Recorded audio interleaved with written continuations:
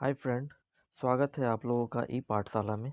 आज हम लोग एसएएस के पेपर 3 मतलब पीसी 3 के बारे में डिस्कस करेंगे। इसमें एक चैप्टर हम लोगों का आता है CAAT, computer assisted audit techniques. इसके बारे में हम लोग जानते हैं कि CAAT is used to obtain assurance that the data processed by the system is complete, valid, accurate and giving the desired result। ये CAT को हम ऐसे कंसिडर कर सकते हैं कि एक तरह से हमें ये एश्योरेंस प्रोवाइड करता है, एश्योरेंस देता है कि जो भी डाटा प्रोसेस किया गया है सिस्टम के द्वारा वो कंप्लीट है, वैलिड है, एक्यूरेट है और ये एक तरह से प्रोसेसिंग का जो भी रिजल्ट है वो डिज़ायर्ड रिजल्ट हमें प्राप्त हो रहे होंगे। इसमें आगे हम देखते हैं कि computer assisted audit techniques are computer based tools.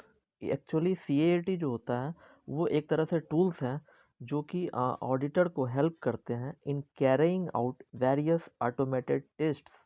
Okay, CAAT एक टूल्स है, हम इसे कंप्यूटर बेस्ड टूल्स के रूप में कंसिडर कर सकते हैं जो कि ऑडिटर्स को हेल्प करते हैं जो भी various types of automated tests होते हैं। और ये टेस्ट किस चीज़ के लिए? To evaluate an IT system और डाटा। आइदर ऑडिटर्स जो है वो या तो सिस्टम को इवेल्यूएट करेंगे या फिर जो डाटा है उसको इवेल्यूएट करेंगे। तो इस पर्पस के लिए एक तरह से जो कंप्यूटर बेस्ड टूल्स हैं तो वो CAAT हमारा वो चीज़ है, कंप्यूटर बेस्ड टूल्स हैं जिसकी मदद से डिफरेंट कह सकते हैं different types of automated tests जो है वो कैरीड आउट होते हैं। और एक तरह से ये इवेल्युएट करने में मदद करता है किस चीज़ को? जो हमारा आईटी सिस्टम है और जो डाटा है उसके इवेल्युएशन में ये हमें मदद करता है। These are very useful where a significant volume of audited data is available in electronic format। अब यदि हमारे पास लार्ज वॉल्यूम डाटा होंगे, ठीक है, जो वॉल्यूम है हमारे पास लार्ज वॉल्यूम में है डाटा, तो उस केस में हमें ये CAT हेल्पफुल होता है हमारे लिए। तो ये पॉइंट आप ध्यान में रख सकते हैं। आगे हम देखते हैं तो CAT provide a greater level of assurance, ठीक है, as compare to other techniques. CAT में क्या है कि एक ग्रेटर लेवल ऑफ एश्योरेंस हमें मिलता है यदि हम अदर टेक्निक से इसकी तुलना करें, ठीक है, स्पेशली मैनुअली टेस्टिंग मेथड्स। अब यदि मैनुअल प्रोसीजर को हम देखें और यदि हम जो ऑडिट कर रहे हैं वो यदि हम CAT की मदद से कर रहे हैं तो उसमें जो एश्योरेंस होगा उसका जो लेवल है, जो एश्योरेंस का लेवल है वो ज़्यादा होगा। अब इसके कुछ रीजन्स हैं, वो क्या रीजन्स हो सकते हैं? तो की account areas can be analysed in depth. CAT की मदद से हम इन डेप्थ एनालिसिस कर सकते हैं। Large volumes of data can be tested, ठीक है। एक तो वॉल्यूम ऑफ डाटा मैनुअली में लार्ज वॉल्यूम करना थोड़ा सा डिफ़िकल्ट होगा, लेकिन CAT में क्या हो सकता है कि large volume of data test किया जा सकता है और वो भी 100% एक्यूरेसी के साथ, और वो भी with in a short span of time with less effort. इसमें क्या है कि test can be repeated easily on different files and data. Different files और डाटा जो भी होंगे उस पर इसको इजली रिपीट किया जा सकता है। Tests can be flexible and more complex with change in parameters। मतलब जो भी हम टेस्ट करेंगे यूजिंग CAT तो वो क्या होगा, एक फ्लेक्सिबल होगा और मोर कॉम्प्लेक्स टेस्ट्स भी किए जा सकते हैं जो भी हम पैरामीटर में चेंजेस करके डिफरेंट डिफरेंट क्राइटेरिया लगा करके हम वो चीज़ कर सकते हैं। तो वो क्या है कि CAT की मदद से वो चीज़ किया जा सकता है। इसमें क्या है, documentation of audit tests and results can be generated by this tools.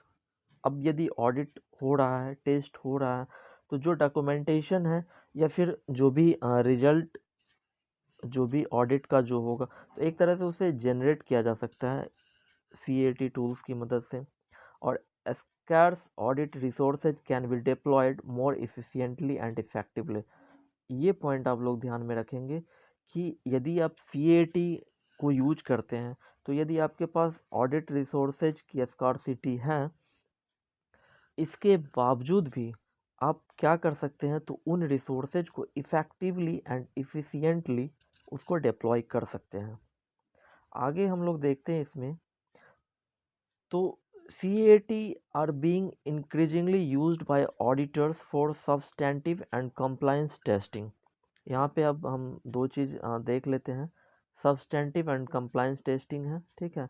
अब ये जो भी हो, financial compliance audit and performance audit including forensic audit, तो कोई सा भी ऑडिट हो, तो इसमें CAT को जो यूज किया जाता है, एक तो सब्सटेंटिव टेस्ट के लिए और एक कंप्लायंस टेस्ट के लिए।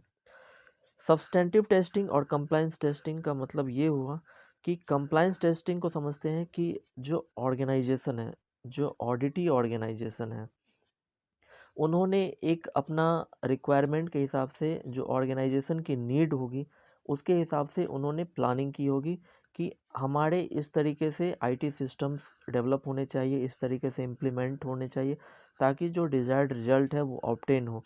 तो जो भी सिस्टम्स अडॉप्ट हुआ है, क्या वो उस हिसाब से इम्प्लीमेंटेड है कि नहीं, उसको हम कंप्लायंस टेस्टिंग की मदद से उसको चेक करते हैं कि वेदर कि जो भी आईटी सिस्टम अडॉप्ट किया गया है या जो भी इम्प्लीमेंटेशन हुआ, क्या वो ऑर्गेनाइजेशंस के प्लान के हिसाब से कंप्लाई कर रहे हैं कि नहीं। और दूसरा सब्सटेंटिव टेस्टिंग में ये चीज़ हो जाता है कि क्या वो एक तरह से सफिशिएंट है, जो भी सिस्टम अडॉप्ट किया गया है वो सफिशिएंट है कि नहीं। तो ये सब्सटेंटिव टेस्टिंग में मतलब कि हम ओवरऑल टेस्टिंग करते हैं। इसमें एक चीज़ आप ये ध्यान में रखेंगे कि ऑडिट ऑब्जेक्टिव्स हमारा कभी नहीं चेंज होता है, audit objectives remains the same, ठीक है, even with the use of CAT। ऐसा नहीं कि हम CAT टेक्निक्स यूज कर रहे हैं तो हमारा जो भी ऑब्जेक्टिव है वो बदल जाएगा, नहीं। मैथडोलॉजी जो है वो डिफरेंट हो सकता है लेकिन ऑब्जेक्टिविटी वो हमारा कभी नहीं बदलेगा, ये चीज़ आप ध्यान में रखेंगे। इसमें जो CAT का यूज की बात करें और एक्सटेंट ऑफ यूजेज है, तो ये डिटरमाइंड होते हैं वेरियस फैक्टर्स। क्या चीज़, जो CAT का यूज है और एक्सटेंट ऑफ यूज है वो वेरियस फैक्टर्स के द्वारा डिटरमाइंड होंगे during the audit planning stage and execution stage. दो स्टेज हो गए, एक तो प्लानिंग का स्टेज कि हमें कैसे करना है, और दूसरा एग्जीक्यूशन का स्टेज। अब इस दोनों में क्या है, प्लानिंग स्टेज में क्या होगा और एग्जीक्यूशन स्टेज में क्या होगा, इसको हम समझने की कोशिश करते हैं। जो हमारा प्लानिंग स्टेज होता है उसमें ऑडिट इफेक्टिवनेस पे फोकस होता है ठीक है। Auditors can use CAT to run through the data and carry out initial trend, analyze and summarize the data by key fields so as to identify the focus areas and unused items for detailed in-depth examination। तो ये point आप ध्यान में रखेंगे कि planning stage में क्या होता है, ऑडिट इफेक्टिवनेस पे फोकस होना चाहिए और ऑडिटर्स यूज करेंगे या यूज कर सकते हैं CAT को to run through the data, ठीक है, जो भी डाटा अवेलेबल है ऑडिटी ऑर्गेनाइजेशंस के सिस्टम में, ठीक है। तो वहाँ से क्या करेंगे, जो भी एक तरह से वो इनिशियल ट्रेंड एनालिसिस करेंगे और डाटा को समराइज करेंगे जो भी की फील्ड्स हो, मतलब ये समझ ले कि वहाँ से वो जो रिक्वायरमेंट हो गए एक तरह से सैंपल लेंगे अपने रिक्वायरमेंट के हिसाब से और वो फोकस एरिया क्या होगा उसको आइडेंटिफाई करेंगे। हमें पूरे डाटा को नहीं लेना, हम पूरे डाटा को एनालाइज करेंगे, जो भी इनिशियल ट्रेंड होगा वहाँ से डाटा को समराइज करेंगे, जो भी की फील्ड जो भी पैरामीटर्स हम लगाएंगे और हमारा फोकस एरिया पे हम सिर्फ वो आइडेंटिफिकेशन होगा कि हमें किस एरिया पे फोकस करना है। डाटा तो बहुत ज़्यादा है लेकिन हमें सिर्फ जो इम्पोर्टेंट है, जो हमारे काम का चीज़ है, सिर्फ हमें वो आइडेंटिफाई करना है कि किस एरिया पे हमें फोकस करना है। और कोई अनयूज्ड आइटम्स है यदि, ठीक है, तो वो हम वहाँ से उसको हटा सकते हैं। तो हमें फोकस एरिया को आइडेंटिफाई करना है और कौन सा अनयूज्ड आइटम है, तो अनयूज्ड आइटम को हम लेकर के कुछ करना नहीं है तो हम अनयूज्ड आइटम को छोड़ देंगे। सिर्फ हम क्या करेंगे कि हमारा फोकस एरिया क्या है उसको पकड़ के चलेंगे। तो हमें आइडेंटिफाई करना है कि कौन सा हमारे काम का डाटा है और कौन सा हमारे लिए अनयूज्ड है और उसके बाद हम इन डेप्थ एग्जामिनेशन कर सकते हैं। तो ये हमारा प्लानिंग स्टेज में होना चाहिए। Auditors can also play around with the data and identify unusual items and expectation which could help in planning for performance and forensic audit। तो इसमें भी वही चीज़ है कि हमें जो भी अनयूजुअल आइटम्स हैं या जो भी एक्सेप्शंस हैं, ठीक है, हमें वहाँ से जो हमारा रिक्वायर्ड डाटा है हमें वो चीज़ लेना है, और उसके बाद हमें फोकस एरिया डिसाइड होने के बाद हम जो भी हमारा ऑडिट का फर्दर स्टेज होगा उसमें हम जाएंगे। तो हमारा प्लानिंग स्टेज ये है कि हमें डाटा को एक तरह से एक्सट्रैक्ट करना है कि हमें किस डाटा पे वर्क करना है। तो this is called the planning stage, और इसमें ऑडिट इफेक्टिवनेस पे फोकस होना चाहिए। नेक्स्ट हमारा दूसरा जो हमने देखा कि एग्जीक्यूशन स्टेज है, तो एग्जीक्यूशन स्टेज में हमारा फोकस एफिशिएंसी पे होना चाहिए, ठीक है। इसमें देखते हैं, at this stage the auditors will be able to use CATs to interrogate the data files extensively by applying various parameters। तो प्लानिंग स्टेज में हम क्या करते हैं कि डाटा आइडेंटिफाई करते हैं कि कौन सा डाटा हमें फोकस करना है किस डाटा पे, और कौन से हमारे लिए अनयूज्ड है। और जो डाटा हमारे पास फोकस के मतलब कि फोकस एरिया का पार्ट है, मतलब जिस पे हमें जो भी एनालाइज है, जो भी एनालिसिस है, जो भी करना है हमें जिस डाटा पे, उस डाटा पे हम क्या करेंगे, तो वेरियस पैरामीटर्स अप्लाई करेंगे। एंड आफ्टर दैट जो भी हमें इंटरोगेट डाटा को जिस तरीके से मैनिपुलेट करना है, जिस तरीके से हमें उस पर डिफरेंट पैरामीटर्स अप्लाई करके उस पर जो भी इन डेप्थ एनालिसिस करना है, तो वो हमारा एग्जीक्यूशन स्टेज में होगा। और एग्जीक्यूशन स्टेज में एफिशिएंसी पे मोर फोकस होना चाहिए। Appropriate samples can be generated by using statistical sampling methods, जो कि CAT सॉफ्टवेयर्स होते हैं। उसमें कई सॉफ्टवेयर्स ऐसा है जिसमें ये statistical sampling methods already built होते हैं। तो ये जब हम सैम्पलिंग के बारे में पढ़ेंगे तो उसमें हम डिटेल्स में इन सब चीज़ों को समझ सकते हैं। तो अप्रोप्रिएट सैम्पल्स हम जनरेट कर सकते हैं। सैम्पल्स इन द सेंस कि हमारे पास ह्यूज या large number of data available है, उसमें से क्या करना है कि हमें सिर्फ उस डाटा पे फोकस करना है जो कि हमारे काम का है। तो हमने कौन सा डाटा लिया वो हमारे लिए सैंपल हो गया, तो वो चीज़ है। The quality of data can be ascertained by analyzing the gaps, duplicates and missing records। अब ये है कि जो डाटा हमने लिया है तो उसकी क्वालिटी डिफाइंड होगी।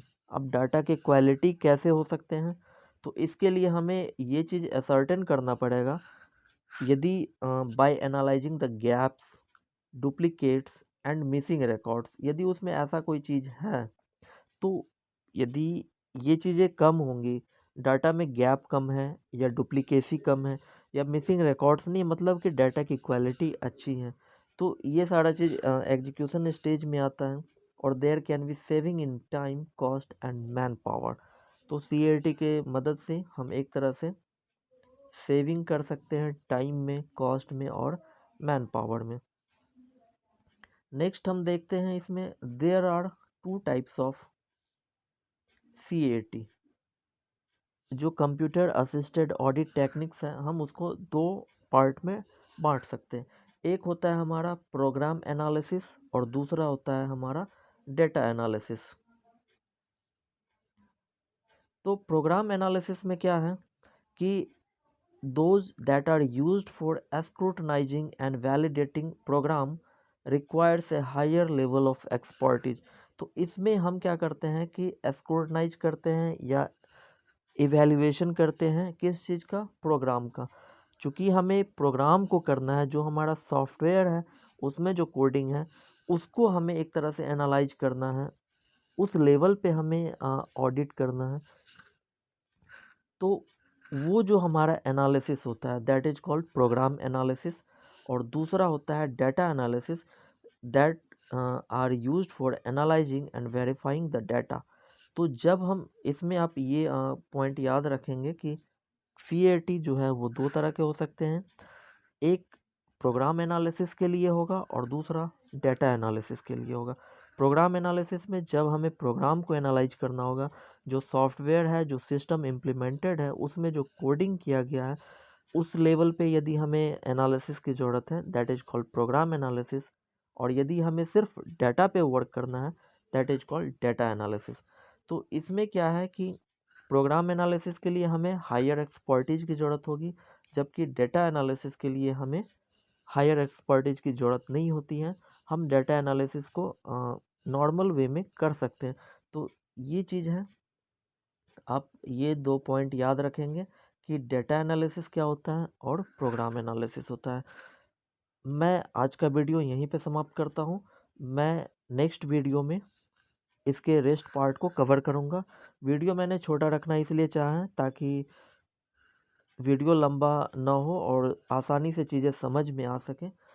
तो होप कि आप लोगों को समझ में आया हो। यदि आप लोगों को ये समझ में आया हो तो please do subscribe, like and यदि आपको कुछ कमेंट है इसमें तो आप कमेंट कर सकते हैं। तो thanks for watching. Next class में हम लोग फिर से मिलेंगे। तब तक के लिए गुड बाय।